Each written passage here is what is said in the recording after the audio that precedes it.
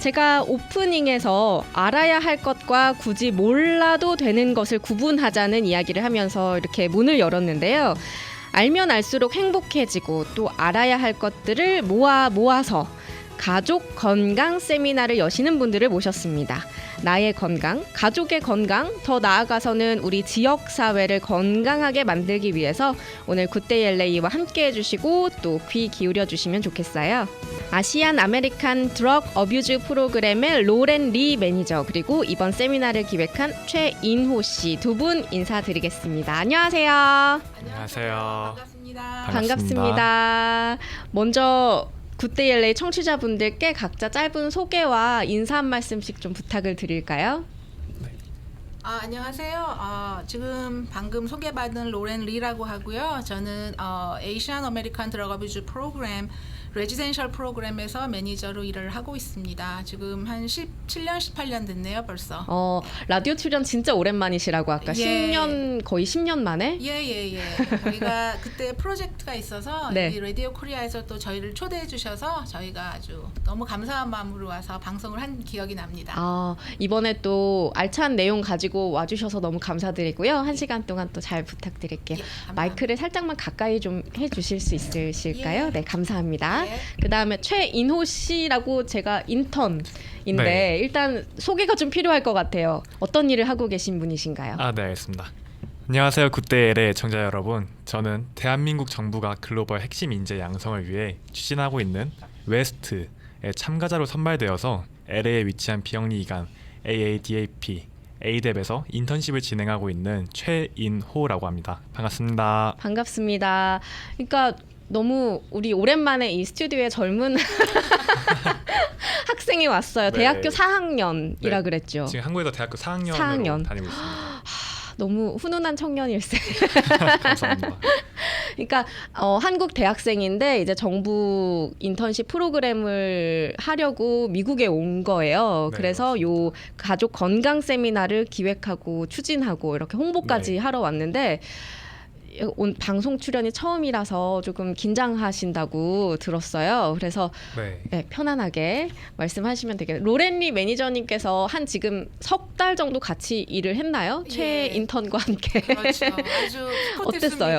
예. 지금 그 인호 인턴님은 너무 열심히 일을 했고요. 네. 그리고 너무 프레시한 아이디어를 너무 많이 갖고 와서 제가 많이 그러니까요. 배웠습니다. 뭔가 오히려. 이렇게 존재 자체가 프레시. 그렇죠.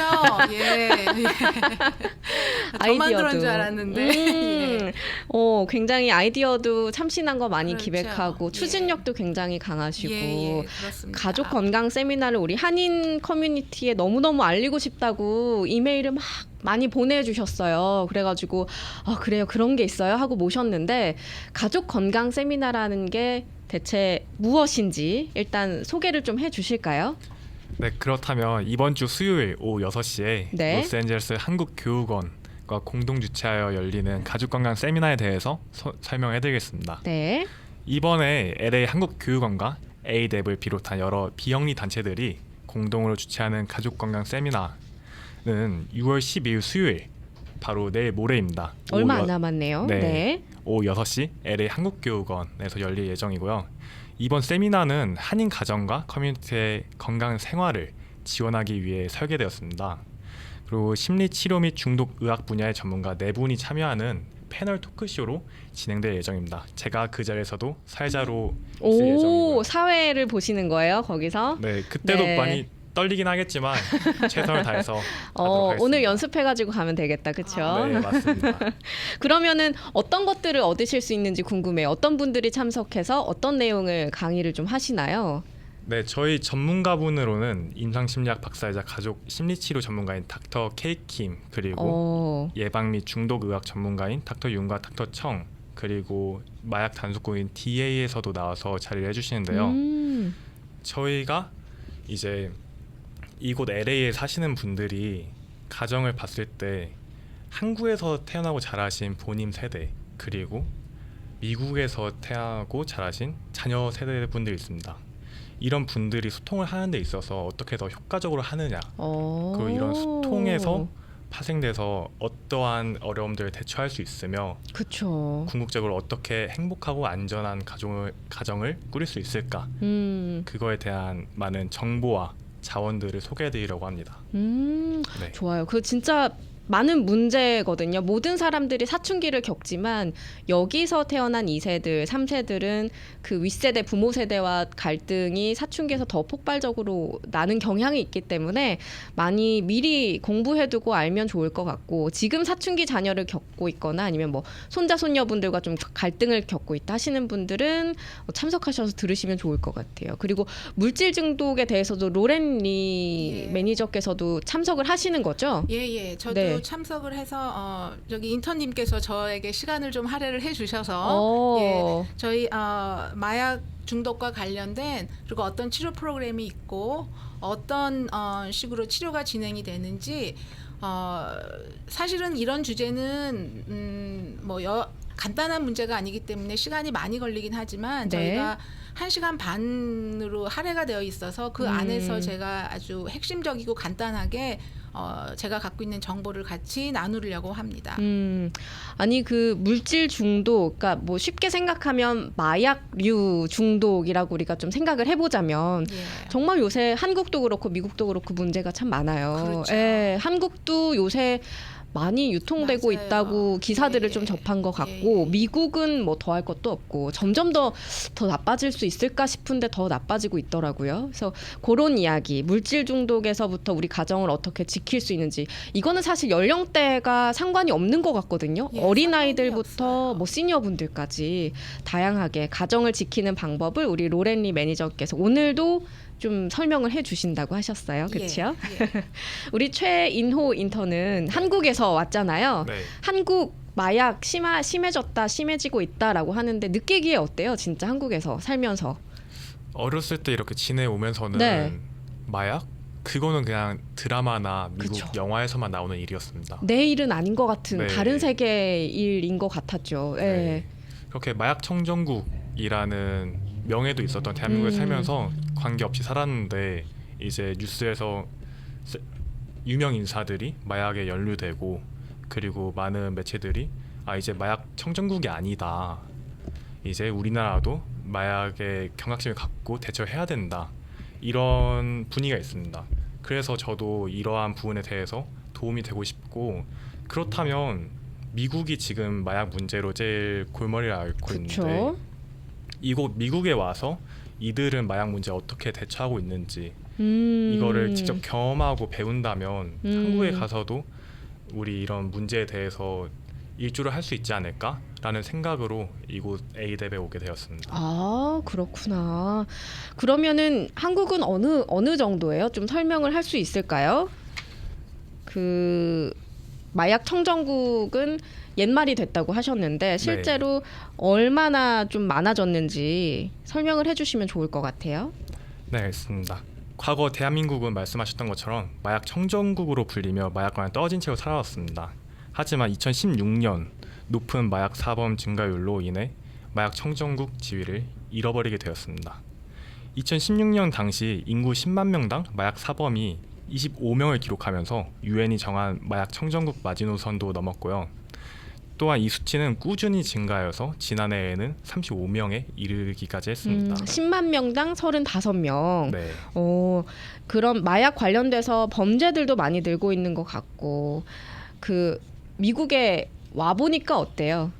그 좀 많이 느끼시나요? 미국은 정말 심하구나. 어떤 부분에서 좀 많이 느꼈어요, 실제로?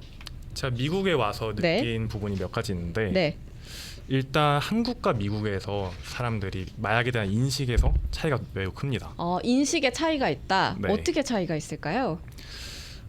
일단 한국에서는 마약하면 되게 강력한 범죄 그쵸. 이렇게 생각하고 있지만 한국에서는 미국에 유학 갔다 오면 다들 마약을 접하곤 한다. 이런 말이 있어서 저도 와서 경험을 해봤는데 이제 마약을 접한 길이 되게 많습니다. 이제 그냥 공부를 한다고 했을 때도 공부에 집중력을 높이기 위해서 마약을 접하기도 하고, 이제 친구들을 사귀기 위해서 뭐 파티나 술집 같은 데 가서도 서로 친구가 이거 해볼래? 하면 이렇게 접하는 기회도 많고 또한 이제 IT 발전으로 인해서 마약을 공급하고 수급하는 이런 기회도 많아져서 되게 결론적으로는 접하기 쉽다. 접하기 쉽다. 네. 접할 기회가 훨씬 많다 미국에서. 그렇게 말씀드리고 싶습니다. 그리고 합법화된 주들도 많고, 그리고 우리 청취자분께서 물질 중독이 정말 심각한 문제인데 쾌락을 즐기려는 게 본성인지라 중독을 거부하기 힘든 것 같다고 이렇게 해주셨어요. 그러니까 이게 한번 발을 들이기가 어렵지 들이기 시작하면은 이제 그 끊는 게 정말 어려울 텐데. 그렇죠. 예, 맞아요. 로렌니 매니저님께서는 많이 좀 접하시죠, 일을 하시면서. 그렇죠. 예. 그렇죠. 예. ADAP이라고 소개를 해드렸는데 AADAP예요. 이 기관에서 어떤 일을 하는지 좀 알려주시면 좋을 것 같아요. 그러면 네. 저희는 1972년도 70년대 초반에 정부 지원으로 설립된 치료 기관입니다. 치료 기관. 예, 처음에는 레지던셜, 그러니까 거주 치료 프로그램으로 시작이 됐는데 네. 그 당시에는 에이시안을 위한 프로그램은 전혀 없었어요. 그래서 에이시안 부모들이 우리가 우리 에이시안들을 우리 아이들을 지켜야 되겠다 그렇게 생각을 해서 그분들이 이제 프로포잘을 써서 정부에 제출한 게 그게 통과가 돼서 프로그램이 시작이 됐는데 지금 제가 현재 일하고 있는 그 부서가 레지던셜 프로그램인데 레지던셜 프로그램은 어떤 거예요? 그러니까 쉽게 얘기를 하면 입원 치료라고 생각을 하시면 돼요. 마약 문제가 있어서 정상적으로 사회적인 기능을 못 하거나 아니면 그 범법 행위에 걸려서 이제 판사가 명령을 내리는 거죠. 너는 이러이러한 마약 문제가 있으니 치료를 받아라. 그런 명령을 받고 들어오는 그런 이제 클라이언트들도 있는데 저희는 이제 페이션트라고 안 하고 클라이언트라고 얘기를 하거든요. 그래서 그렇게 해서 이제 저희 기관이 시작이 됐는데 지금 현재 저희는 크게 프로그램이 지금 말씀드렸던 입원 치료, 거주 치료라고 저희가 얘기를 하는데 거주 치료와 외래 치료 이렇게 큰 부서로 나눠 있고 그다음에 예방하는 부서도 있고 그리고 이런 마약 문제가 있는 사람들이 사회에 복귀를 하기 위해서는 사실은 어떤 직업적인 문제나 아니면 거주할 그런 그 하우스도 필요하거든요. 그쵸. 거주 네. 그러니까 그런 거를 지원해주는 프로그램도 있고 그래서 한 개인을 그냥 마약만 끊게 만드는 게 아니라 사회에 복귀해서 어떻게 사회 기능원으로서 그렇게 복귀할 수 있을지 그런 여러 가지 서비스를 같이 제공을 하고 있습니다. 거기가 ADAP이군요. 예, ADAP입니다. 에이시안 아메리칸 드럭 어뷰즈 프로그램. 예, 네, 이렇게 그렇습니다. 하면 될 것 같은데 근데 미국 현황이 요새 어때요? 너무 많다고만 많죠. 표현을 하는데 예. 대체 어느 정도 이게 퍼져 있는지가 궁금하더라고요. 그렇죠. 예. 많은 부분들이 그러니까 저희도 사실은 제가 개인적으로 전화를 굉장히 많이 받아요. 한국 부모님들이나 아니면 다른 기관에서 네. 뭐 인터뷰 요청도 할 수도 있고 아니면 우리 가족이 이런 문제가 있는데 어떻게 내가 대처를 해야 될지 모르겠다. 해서 전화를 문의를 굉장히 많이 받는데 그 부분들이 가장 궁금해하는 게 도대체 얼마나 많은 거예요. 왜냐하면 그러니까요. 한국 부모님들은 네.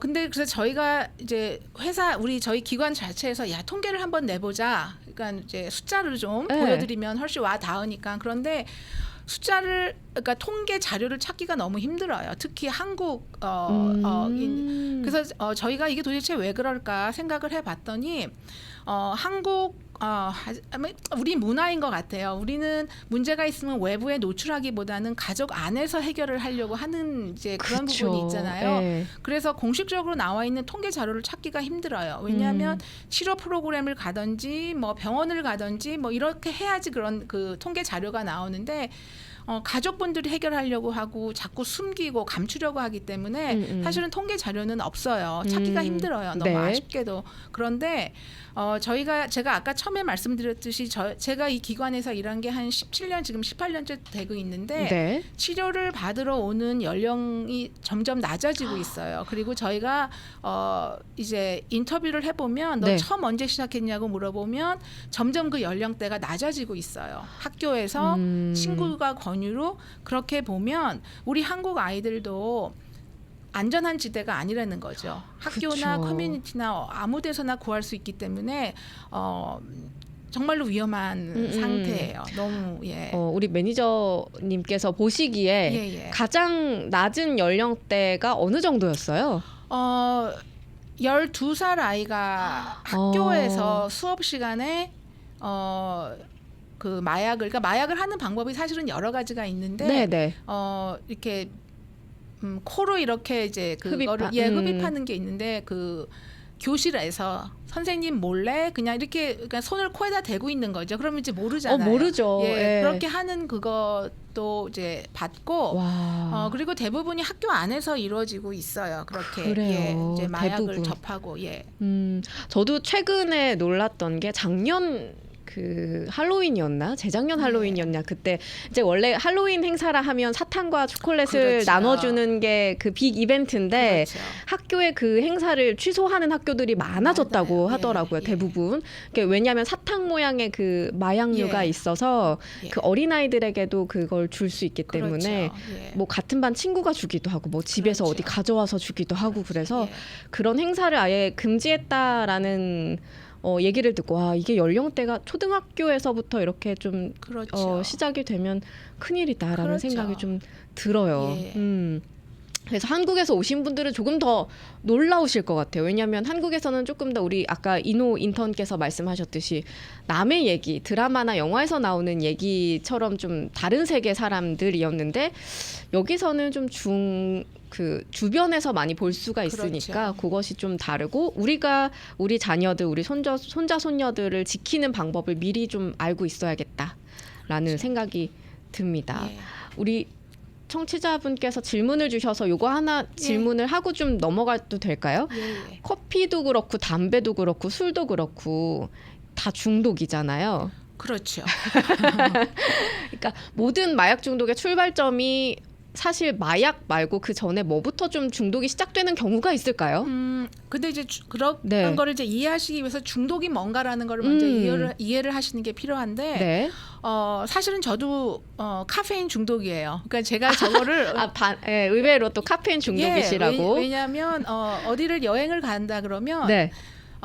쌀은 까먹어요. 쌀 가져가는 거. 그런데 커피 가져가는 건 절대로 안 까먹고 아침에 커피를 안 마시면은 그 하루를 시작하기가 너무 힘들어요. 좀 멍하죠. 그렇죠. 네. 그러니까 그게 신체적으로 중독이 되어 있는 것도 있는데 심리적인 중독도 있어요. 그런데 나는 커피에 중독되어 있어서 문제가 있다라고 생각을 하지 않는 게 가장 크게 보면 중독 때문에 내가 일상생활에서 내가 해야 될 일을 못 하고 있다면 그거는 중독으로 봐야 돼요. 그러니까 간단하게 제가 많이 이제 부모님들한테 이제 드리는 말씀인데 네. 아이가 불안증이 있어요. 예를 들어서 이제 대학교를 갔어요. 그랬는데 시험 전에 아이가 막 불안해요. 그래서 학교에 있는 이제 카운슬러를 찾아가서 얘기를 하니 카운슬러가 그러면 이런 항불안제가 있으니 이걸 먹어봐라. 네. 그렇게 권유를 해서 아이가 그거를 받아서 먹었어요. 처음에는 의사의 그 처방에 따라서 그쵸. 필요할 때 한 알만 그거에 따라서 했어요. 그런데 그거를 먹고 났더니 너무나 캄다운이 되고 기분이 좋아요. 그래서 내가 잘 할 수 있어요. 제 기능을 제대로 발휘할 수 있고.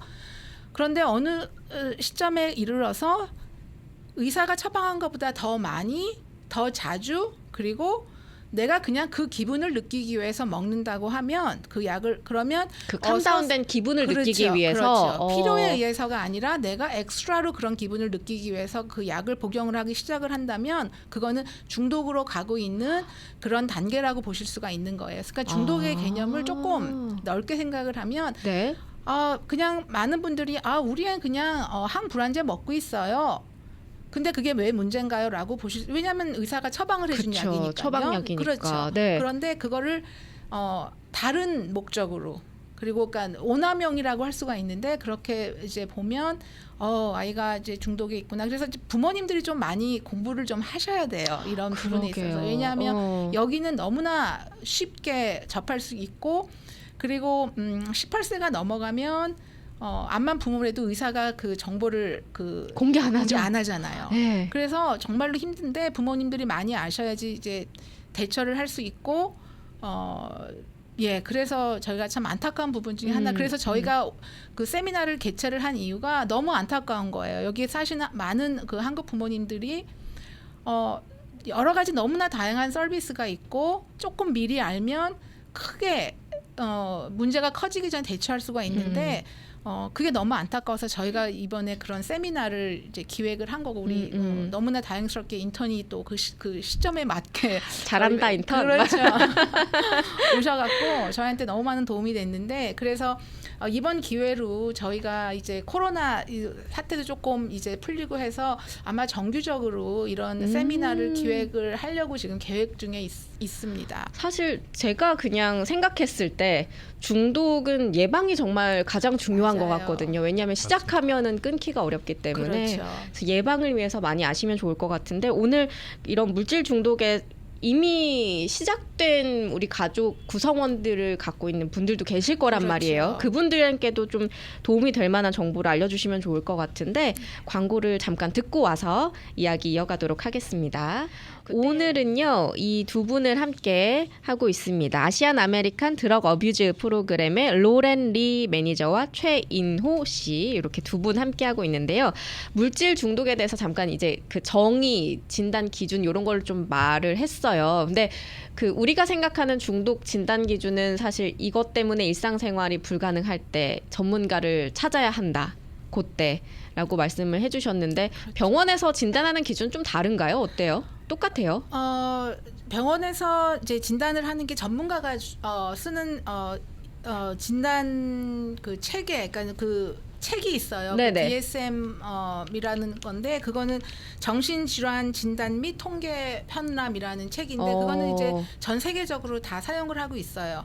그 안에 약물 사용 장애라는 진단명이 정확하게 있습니다. 약물 사용 장애. 예. 약물 사용 장애라는 진단명이 있고 그 아래에 하위 그 유형으로 어떤 약물을 사용하는지 그래서 그 약물에 인해서 중독이 됐는지를 보는 그 하위 그 유형들이 있는데 거기에 뭐 알코올 사용 장애도 있고 그리고 메스아펜타민이라는 약물의 사용 장애도 있고 코케인 뭐 여러 가지 그런 이제 그 하위 유형이 있는데 거기에 보면 한 10몇 가지 체크리스트가 쭉 있어요. 그래서 강박적으로 그러니까 뭐 제가 알코올 사용 장애를 예를 들면 네. 알코올 술을 먹고 싶은 게 아주 강박적으로 생각이 드는지 술을 끊거나 줄이고 싶은 그 욕구는 있는데 그게 지속되지 않고 자꾸 실패하는지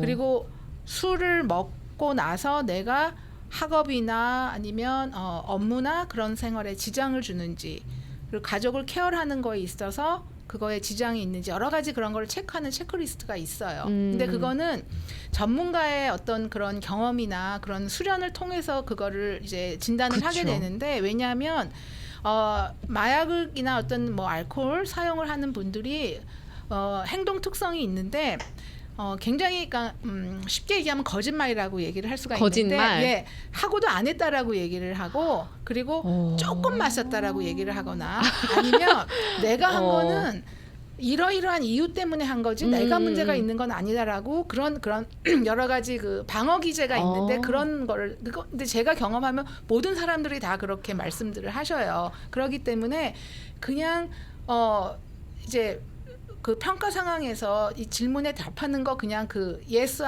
no라고 하는 걸로만 진단을 하게 되면 모든 분들은 사실은 별로 문제가 중독이 아닐 수도 없게 있겠어요. 나오죠. 그렇죠. 그런데 여러 가지 그런 어떤 행동 특성이나 주변의 어떤 얘기나 그리고 왜 여기를 찾아왔는지 치료를 받기 위해서 왜 왔는지 이런 것을 살펴보고 이제 진단을 내리게 되는 거죠. 아 그렇구나.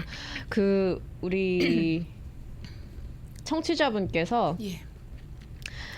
대마가 여기는 또 캘리포니아주는 그 상용이 되잖아요. 예. 그렇죠. 예, 아니 예. 길을 가다 보면 진짜 팬시한 가게들이 많아요. 맞아요. 뭐 간혹 잘못하다가 카페인 줄 알고 들어가는 들어가면? 경우도 있고 그럴 그렇죠. 정도로 좀 보편화가 되어 있는데 정말 이거는 중독성이 담배보다도 적은 건지 궁금했다고 그동안 예. 예, 질문을 주셨어요. 어떤가요? 그 많은 부모님들이 자녀분하고 그 문제에 대해서 싸워요. 싸워서 이제 부모님들이 저한테 전화를 줘서 어떻게 해야 됩니까? 라고 말씀을 하셔요. 근데 그냥 연구에 의하면 네. 정말로 퓨어한 대마의 경우는 중독성이 없다라고 해요. 진짜요? 그런데, 네, 네. 근데 이제 여기서 중요하게 생각을 하셔야 되는 게 네. 시중에서 그렇게 그러니까 레크레이션하게 사용하기 위해서 시중에서 돌고 있는 대마는 그렇게 퓨어한 게 없습니다. 없고 아, 그래요. 예. 그리고 거기에 무엇이 섞여 있는지 아무도 몰라요. 그리고 굉장히 싼 가격에 이게 유통이 되고 있거든요. 그리고 제가 알기로는 아주 심한 통증에 시달리는 환자들한테 의사가 아주 소량의 그 액기스만 처방을 한 거 알고 그런 있어요. 것도 있어요. 그렇죠. 예. 그러니까 오일로 되어 있는 건데 페인 그렇죠. 예, 매니지하는 네, 그렇죠. 예, 그런 게 있는데 시중에서 그냥 우리가 흔히 일반 사람들이 그냥 거리에서 대마초 피는 이런 사람들이 하는 거는 사실은 퓨어한 건 없고 거기에 뭐가 섞여 있는지 모르기 때문에 이제 중독이 이제 될 수도 있는데 거기서 또 중요한 건 네. 많은 이제 마약을 하시거나 뭐 대마초도 마찬가지인데 그거를 피는 사람들이 어떤 이유에서 피는지 그리고 어떤 사람들과 어울리면서 어떤 환경에서 그걸 피는지를 하면 이 사람들의 어떤 그 라이프 스타일이라 그래야 될까? 네네. 그런 거를 볼 수가 있거든요. 그러면 어떤 더 큰 더 센 마약으로 접할 수 있는 그런 기회가 많은 거죠. 그렇지 않은 사람들보다. 그러니까 예를 들어서 이거는 실제적으로 있었던 일인데 어느 아이가 중학생이에요. 네. 근데 얼마 전 연휴 때 자전거 탄다고 공원에 놀러를 갔어요.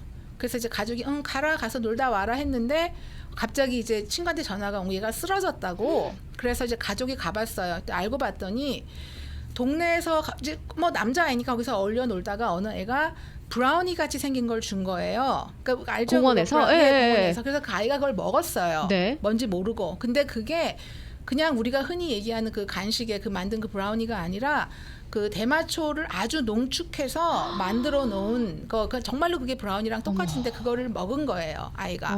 그래서 갑자기 이게 이제 환각 같은 그런 증상이. 네. 그러니까 마리화나는 많이 피고 그러면 이제 환각 증세 같은 게 보이거든요.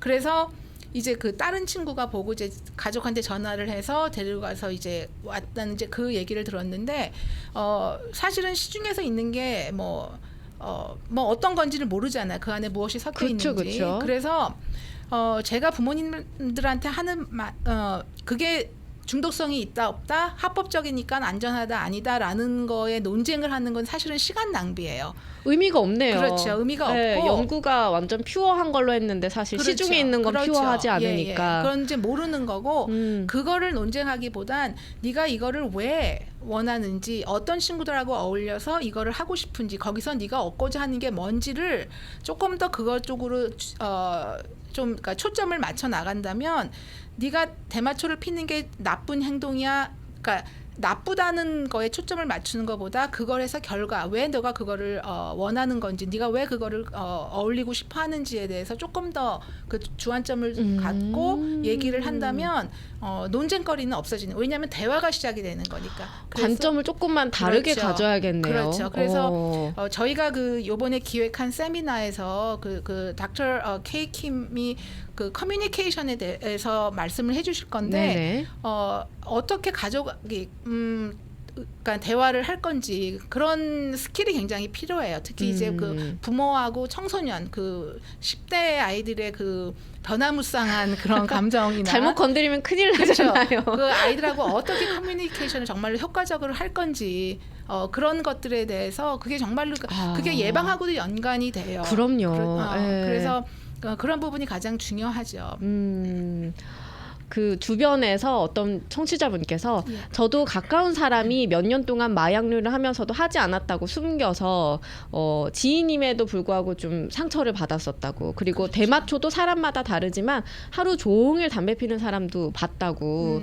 그러니까 뭐가 더 나쁘고 안 나쁘고를 떠나서 그렇죠. 어떻게 사는가의 문제인 것 같아요. 그렇죠. 정말 예, 그걸 예. 어떻게 다루고. 그렇죠. 근데 물질 중독이 참 종류가 많아요. 이런 그 마약류도 있지만 어떤 처방약에 의해서 시작되는 경우도 아까 말씀을 그렇죠. 하셨고 뭐 유명 배우들도 그 처방약 어디 뭐 사고가 나서 그렇죠. 수술을 받고 그 페인 릴리프를 맞아요. 하기 위해서 시작했다가 이제 중독까지 가는 사람들도 그렇죠. 많이 예, 있더라고요. 예, 예.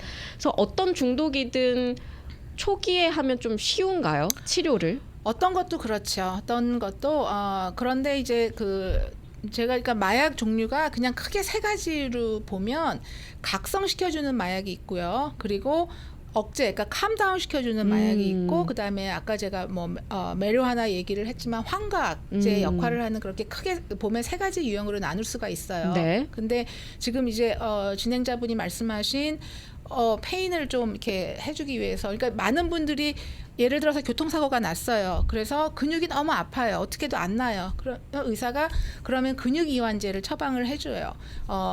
그거에서 또 중독이 되시는 분들이 많거든요. 왜냐하면 이제 이완이 되면 이게 릴렉스가 되니까 뭐 항상 늘 긴장하면서 사는 우리 그 현대인들한테는 그런 기분은 참 좋죠. 편히 잠만 잘 수 있어도 그렇죠. 사실 그렇죠. 예, 그래서 맞아요. 크게 세 가지로 이렇게 나눠지는데 각성시켜주는 약은 뭐 정말 하이퍼하게 만들어주는 거예요. 막 이제 그래서 막 며칠 밥을 안 먹어도 배 안 고프고 그리고 그러다 보니까 당연히 살도 빠지게 되고 이제 그런 약물들이 이제 많이 있죠. 시중에. 그렇죠. 예. 이런 중독 증세를 보이시는 분들은 근데 초반에 가면 어떤 것부터 좀 시작이 돼요? 치료가? 치료는 이제 외래 치료가 있고 이제 거주를 하면서 입원 치료라고 말씀드릴 수가 있는데 입원 치료가 있는데 처음에 이제 들어오시고 싶은 분들은 저희가 이제 평가를 해요. 세스먼을 해요. 우리가 이 사람을 어떻게 도와줄 수가 있을까? 마약 문제는 얼마나 있을까? 근데 마약 문제가 심해지면 중독이 심해지면 정신과적인 문제도 같이 오게 돼요. 감정 기복이 심해진다거나 아니면 때로는 경우에 따라서는 뭐 환청이나 뭐 환각 그리고 굉장히 그러니까 불안감이 심하고 남을 의심하고 여러 가지 그런 정신과적인 문제가 보여요. 그래서 저희가 그런 걸 다 이발루에이션을 한 다음에 이분은 거주 치료를 받는 게 필요하겠다. 일단 거주 치료를 한다라는 건 일단 마약을 안 하게 되는 상황에 놓여지는 거니까. 그렇죠. 그런 다음에 이제 정신과적인 문제가 있다. 그러면 저희가 정신과에 리퍼를 해서 그 정확한 이발리에이션을 하고 거기에 맞게 약 처방이 필요하면 약 처방을 받고 이제 그렇게 돼요. 그래서 처음에 오시게 되면 제일 먼저 하는 건 어세스먼입니다. 그래서 저희가 치료 계획을 세우죠. 어떤 방법으로 어떻게 치료를 하는 게. 그래서 경우에 따라서는 이분은 그냥 외래로 다니면서 일주일에 3번 아니면 4번 개인 상담도 하고 집단 상담도 하고 그리고 마약과 관련된 교육도 받고 하면서 그렇게 해서 이제 그 치료를 진행하는 이제 그렇게 하기도 하고 그런데 그런 과정을 통해서도 별 변화가 안 되고 마약을 자꾸 하게 된다 그러면 그 다음 단계는 거주 하는 입원 치료로 이제 그러니까 원천 차단을 하는 거죠. 그렇죠. 그러니까 약으로부터. 그렇죠. 마약을 안 하는 게 필요하죠. 그렇죠. 예. 그 질문이 또 궁금하신 분이 예. 저도 요거 좀 궁금했는데 중독 치료를 통해서 정말 완치를 하는 사람들도 있는지 결국 돌아가지 않나요? 이런 질문을 하셨어요. 저도 정말 궁금했어요. 이게 이 질문을 정말로 많이 받아요. 제가 이게 완치라고 말을 해도 되는 건 어떻게 표현을 하나요? 완치라고는 저희는 표현을 안 하는 게 이게 그러니까는 이제 하나의 그 질병이라고 지금 저희가 이제 그 보고 있는데 똑같은 그런 어떤 패턴을 가진다라고 이제 할 수 있는 게 비교를 할 수 있는 게 예를 들면 고혈압 환자를 이제 예를 들면 이제 혈압이 높으신 분들은 처음에는 약을 이제 의사가 처방해주기 전에 식단 조절하세요, 운동하세요, 맞아요. 이제 그렇게 처방을 내려주시잖아요. 네. 그래서 혈압이 조절되는지 한번 봅시다. 그렇지만 혈압을 항상 체크업을 하세요.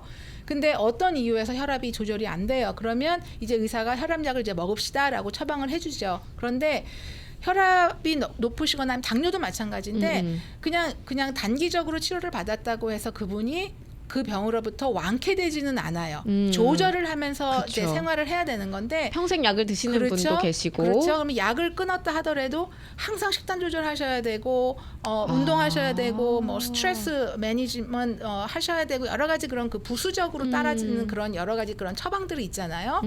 그런 거를 하셔야 되는 것처럼 고혈압이나 당뇨는 완쾌됐다라는 표현은 안 쓰죠. 그렇죠? 그쵸. 조절이 됐다라고 조절이 하죠. 예. 된다라고 하죠. 그렇죠. 중독 문제도 마찬가지예요. 이분들이 단기로 치료를 받아서 뭐 6개월이든 1년이든 치료를 받았다고 해서 이분이 그 문제로부터 완전히 그 완쾌되고 해방되었다라고 볼 수는 없고 이분이 내가 중독이 되었기 때문에 언제든지 어떤 약물이든 어떤 상황이든 내가 중독이 될 위험이 있으니 나는 앞으로 항상 조절을 해야 된다. 이 문제에 대해서 그래서 여러 가지 무슨 모임에도 나가고 그리고 내가 마약이 주는 쾌락을 대체할 수 있는 다른 건강한 합의가 뭐가 있을지 어떤 취미 생활을 그래서 그런 쪽으로 노력을 하시고 생활 습관을 바꾸시는 게 굉장히 중요해요. 라이프 스타일. 그리고 내가 마약을 주로 하고 그렇게 노는 친구들을 사귀었다면 다른 그런 부류의 친구들 그렇죠. 환경을 바꿔주는 것도 굉장히 중요해서 저 질문은 정말로 100이면 100 모든 분들이 궁금해하실 저도 준비해온 질문이기도 했어요. 예. 그래서 너무 감사드려요. 그 네, 질문을 해주시는 예. 그게 그래서 그렇게 이해를 하시는 게 좋죠. 그래서 예스다 노다 완쾌다 아니다라고 하면 저의 대답은 완쾌는 아닙니다. 그렇지만 치료 가능한 질병입니다라고 말씀을 드릴 수가 있을 것 같아요. 고혈압, 당뇨처럼 평생 좀 두고두고 우리가 조절하면서 그렇죠. 싸워야 그렇죠. 하는, 참아야 하는. 그렇죠. 근데 그게 또 나 혼자만의 노력은 안 돼요. 그러니까 예를 맞아요. 들어서 예. 가족이 이제 나는 당뇨병이야. 그래서 뭐 이러이러한 식사 제한을 해야 되는데 다른 가족분들이 막 진수성찬 차려놓고 드시면 너무하죠. 맞아요. 그렇죠? 예. 그러니까 가족이나 어떤 서포트 시스템이 굉장히 중요해요. 이분들한테는. 마찬가지로 중독이 되셨던 분들도 가족이 아니면 다른 커뮤니티가 다른 어떤 그런 그 친구 집단이나 이런 집단이 어떻게 이렇게 서포트를 해주는지가 굉장히 중요하죠. 다 같이 좀 그렇죠. 도움이 필요한 것 같아요. 가족뿐만 아니라 친구들도 좀 그럼요. 도와줘야 되고 서로 그래야 되는데 우리 최인호 인턴께서 오랜만에 제가 말을 걸죠. 네. 이 세미나에서 그러면 이 가족들이 다 함께 도울 수 있는 방법도 마련이 되나요? 알려주시죠. 네, 그리고 저희가 LA 한국교육원과 A대뿐만 아니라 네. KFM 한인가정상담소, KBM 한인가정상담소 네, 그리고 그리고 KYCC 그리고 소셜 모델 리커버리 시스템 네. 등 다양한 LA 비영리 기관들이 함께합니다. 그래서 우리 한인 교민분들께서 어려움을 겪으셨을 때 도움이 필요하시면 도움을 줄 수 있는 그런 기관들이 본인들의 그런 프로그램을 소개할 예정이니 참여해 주시면 많은 정보 얻어가고 많은 도움 그러니까요. 되실 것 같습니다. 아니 오늘도 이 물질 중독에 대해서 말씀을 하시니까 사실 제가 진행하는 요 굿데이엘레에서는 물질 중독은 처음 다뤄보는데 너무 필요한 내용이고 더 질문할 것들이 많은데 지금 시간 관계상 이제 마무리를 지어야 되거든요. 근데 가정에서 좀 돕고 싶은 방법들, 도와줄 수 있는 방법들 아니면 아까 친한 지인도 마약을 좀 숨겼다고 하셨잖아요. 그러니까 지인의 입장에서도 좀 도울 수 있는 방법이 있을까 이런 것들도 세미나를 통해서 좀 아셨으면 좋겠어요. 그렇죠. 저희도 그거를 저희의 어떤 그런 작은 그 목표이기도 한데 지금 그 최인호 인턴이 이제 말씀해 준 것처럼 다른 기관도 저희가 이번 세미나에 다 참석을 시킨 게 이 마약 문제고 중독 문제는 사실은 하나의 방법으로 치료가 가능한 게 아니거든요. 여러 가지 사회 그런 그 어떤 서비스 기관이나 이런 게 같이 이제 모아져서 해야 되는데 그래서 제가 가장 그 가족분들이나 이제 말씀드리고 싶은 게 이런 문제에 대해서 오픈하시고 알려고 하시는 그런 노력이 필요해요. 그러니까 오픈하는 게 첫 번째다. 그러니까 한국 이 문화적인 특성상 그러니까 그냥 우리는 우리가 알아서 해결하자라는 그런 이제 특성이 좀 있는데 다른 그런 그 다른 사람들은 그렇진 않아요.